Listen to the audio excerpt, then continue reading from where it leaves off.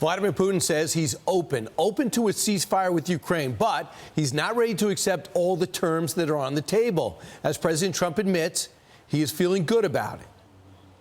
We have people talking in Russia. We have representatives over there, Steve Witkoff and others, and they're in very serious discussions. We know where we are with Ukraine, and we are getting good signals outside of Russia as to where we are with Russia. And hopefully they'll do the right thing. It's really humanity. We're talking about humanity. We're not talking about the money.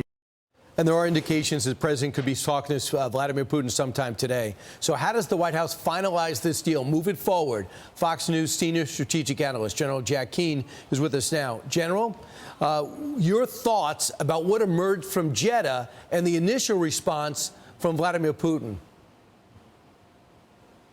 Well, first of all, Putin's response is a good step forward in the sense that, you know, he agrees that the fighting should end. He just believes he's concerned about the long-term aspect of it, and the reality is they want to get after the root causes. The root causes is pure fiction on his part. He believes the fact that Ukraine was looking to the West in terms of economic relationship with the EU and also a political and security relationship with NATO is at the bottom of the cause of the war. Ukraine's an independent, sovereign country.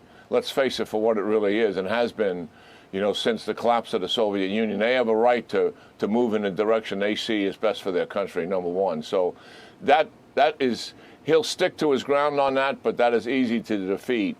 The other thing, he's immediately concerned with that the 30-day ceasefire will favor the Ukrainians because they'll be able to rearm and reposition in the Kursk area, which is the part of Russia that Ukraine has been occupying for almost 7 months, which is quite stunning in itself. That hasn't happened since World War II. Russia is close to taking that and driving the Ukrainians out of it, and I think he's going to delay this until that is accomplished. We got to get into the details of this. We always knew that the Russians are going to fight hard. They're hardline bargainers for sure. He's talking nice with President Trump, as is President Trump to Putin. But we got some tough negotiations going forward. A piece of good news is that on March the 12th, the Trump team has removed the exemptions that were permitting the EU and others to sell oil, to buy Russian oil. And that is absolutely significant. This has been quietly done, but Putin certainly is aware of that. And it just goes to show you that the Trump team is going to play tough with Putin and at the same time talk nice to him publicly. So, General, some other things we could say that Vladimir Putin came back and said this. We want the world to recognize the 4 regions we took from Ukraine. Those are my words, not theirs. The 4 regions they occupy. They also want the Ukrainian army to be limited. They want an easing of the sanctions against the West. They want clarification on if they stop now, are the Ukrainians going to stay in Kursk, which is part of their country? Your thoughts about what they just threw out there? Well, certainly there's no way that we or the Ukrainians could agree to demilitarizing Ukraine and bringing it down to 85,000 troops. That would make them vulnerable to a Russian takeover. For sure. I mean, that's just the reality of it. In terms of the four provinces, oblasts is what they call them.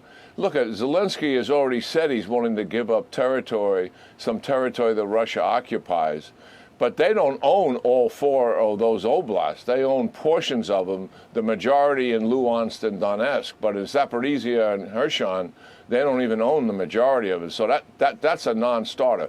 And what Zelensky is saying, he doesn't want Russia to be able to make any part of Ukraine a permanent part of Russia. He wants a deal similar to how we ended World War II, where the Soviet Union got East Germany under their supervision, and the West had West Germany. Right. But they didn't officially own that, so that diplomatically at a later date, you could return to the normal boundaries and a normal sovereignty, obviously, which has taken place. That's what Zelensky wants, and I think that's something that we should fight for. But yes, we got a lot of detailed work here to do, but the door has been open, and that is the significant step forward. the Russians are willing to talk the details, and we'll see if they're able to move away from some very hard positions they have right now. That remains to be seen. Yeah, General, fascinating. I would love for you to be in those negotiations. No one knows it better than you. He also thanked Trump, and he said U.S. partners. So tone matters if you want to get to the same objective. Thanks so much, General. I appreciate it. I'm Steve Doocy. I'm Brian Kilmeade. And I'm Ainsley Earhart. And click here to subscribe to the Fox News YouTube page to catch our hottest interviews and most compelling analysis.